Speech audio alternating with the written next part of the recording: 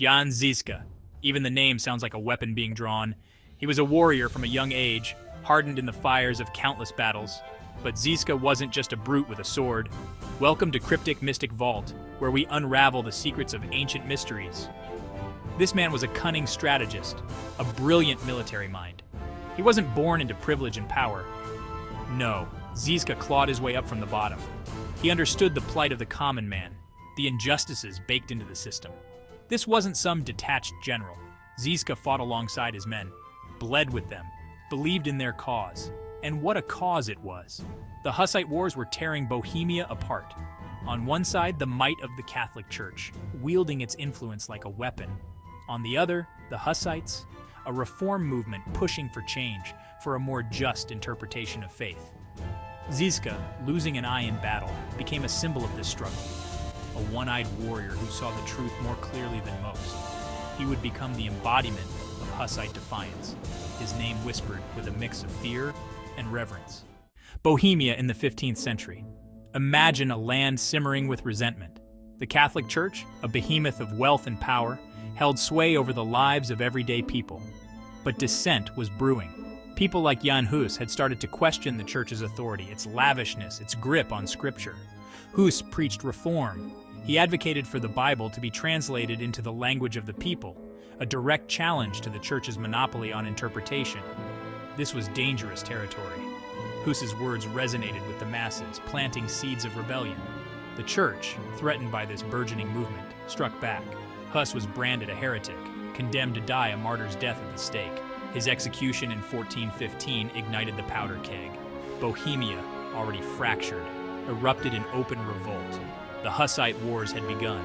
It wasn't just about religion. This was about power, about who controlled the narrative, about the very soul of Bohemia.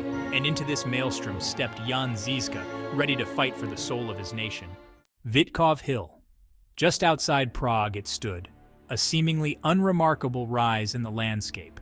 But in the summer of 1419, Vítkov Hill transformed into a crucible of fate. For the Hussites, it represented more than just a geographical location. It was a symbol of their defiance, a line drawn in the sand. Prague itself was a cauldron of unrest. The Hussites, emboldened by their beliefs, clashed with the Catholic forces. Control of the city hung in the balance, and whoever held Vítkov Hill with its commanding views of Prague held the key to victory. The Catholic forces, sensing the strategic importance of the hill, moved to occupy it. They were a formidable force, well-equipped and confident. But they hadn't accounted for Jan Žižka. He saw in Vítkov Hill not just a defensive position, but a launchpad for victory. Žižka, always the strategist, knew he couldn't match the enemy's numbers in a conventional fight. He needed to innovate, to utilize the terrain to his advantage, and most importantly, to unleash a weapon the world had never seen before. The air crackled with tension as the sun rose over Vítkov Hill on July 14, 1419.